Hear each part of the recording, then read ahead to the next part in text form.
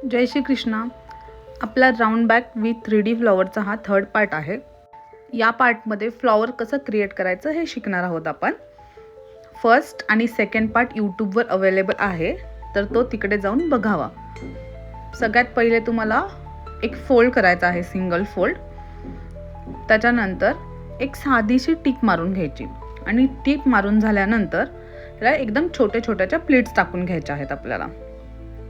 One sided pleats टाकायच्या, knife pleats. First आणि second part यूट्यूबवर अवेलेबल आहे. तक्ष फॅशन स्टुडिओला सबस्क्राईब करायला विसरू नका, म्हणजे तुम्हाला असेच नवनवीन वेगवेगळे पॅटर्न शिकायला भेटतील. अशा प्रमाणे सगळ्या प्लीट्स टाकून घ्यायच्या आहेत.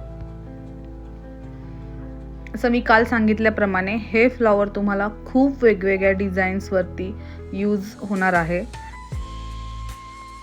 4 इंचेसचा सर्कल कट करून घ्यायचा आहे. स्क्रीनवरती दाखवल्याप्रमाणे असं पझलसारखं एक राऊंड बनवून घ्यायचं आहे आणि त्याप्रमाणेच ही जी स्ट्रीप काढलेली आहे आपण नेटची, असं स्टिच करत जायचं आणि अजून थोड्या छोट्या छोट्या प्लीट्स देत जायचं, म्हणजे लुक छान येतो त्याचा. अशा प्रमाणे तुम्ही ते स्टिच करू शकता. तुम्ही छोटा सर्कल घेतला तर फ्लॉवर थोडंसं छोटं होईल, थोडासा मोठा घेतला तर अजून मोठं होईल. बट आपल्याला ज्या बॅगवरती लावायचं आहे त्याच्या साईजनुसार हे परफेक्ट आहे. पूर्ण राऊंड स्टिच करून नाही घ्यायचा आहे, थोडीशी जागा ठेवायची. कमीत कमी 10 ते 12 इंचेस असं फॅब्रिक सेपरेट ठेवायचं आहे. स्क्रीनवर दाखवल्याप्रमाणे एक छोटासा फोल्ड करून असं आतल्या साईडनी फोल्ड करायचा आहे, म्हणजे रोज पेटलसारखा थोडासा शेप येईल त्याला. आणि ते हाताने टक करायचं, मशीनने नाही. मशीनने टक केलं तर ते फ्लॅट वगैरे होऊ शकतं. आता ह्याच्यावरती स्टिच करताना जो आपला सर्कल आहे फ्लॉवरच्या खालच्या साईडचा, तुम्ही स्टिच करू शकता किंवा स्टिक पण करू शकता ग्लूने वगैरे.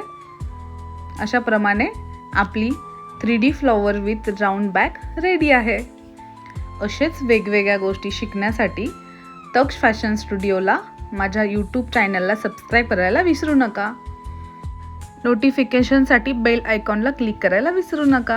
तुम्हाला ही बॅग कशी वाटली तुम्ही कमेंट करून मला सांगा, आणि तुम्हाला काही वेगळे डिझाईन्स अजून शिकायचे असतील तर ते पण तुम्ही मला कमेंटमध्ये सांगू शकता. धन्यवाद.